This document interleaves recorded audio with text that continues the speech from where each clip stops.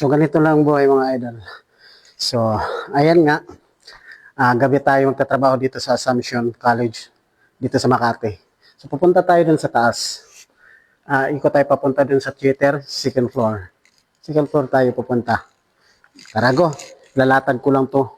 So kailangan kahit kulang tulog gabi na, hating gabi na. So kailangan pa rin natin magtrabaho kasi ito naman talaga, yun naman tayo yung totoo.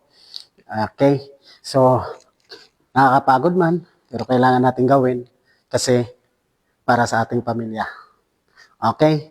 Tara, kaya tayo. Ay, ganito yung buhay namin mga idol. Sa sound system lang, sa kalab nito. So, ganun ka. Second floor. So, second floor. Ayan, so akit ulit. So, dito tayo mga idol. So, andito na tayo sa second floor. Yan.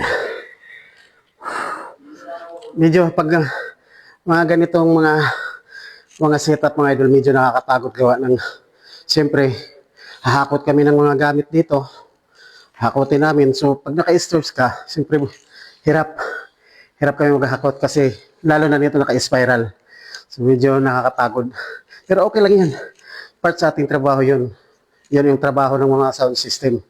So bilong ako sa ilaw. So ngayon hindi ko na nakuha ng video, may dinala kami unit na nagkilo siguro siya ng 60 kilos o 70 kilos. So, kailangan tao dalawa. So, yan. Ito ilalatag natin itong signal ng ating mga moving head. So, ayan na. Papasok tayo sa theater. Okay. Medyo madilim-dilim dito. Ayan. So, theater. Pasok tayo sa theater. So, madilim. Okay. So, ito yung theater natin. Dapat pala doon ako. So, ito yung theater ng Assumption. Ayan, medyo madilim. Dapat may ilaw to rito eh. Hindi ko lang nakapa yung ilaw. So, inan ko. Kasildihin natin yung ilaw. Madilim, baka may mumu. Kasalubong ako ng mumu. Mumu na nga tayo eh. Ayan. Ayan pala eh. Oh. Diba? Ganyan lang. Ayun, ito kung ginala ko mga idol, ito yung signal cable. Signal cable to ng ating mga moving head. Going to backstage, to splitter, and going to control. Okay. Output, input sa likod. Tama ba? Papuntang output, tapos input sa board. Diba? So yan. Okay. Ito yung, yan o.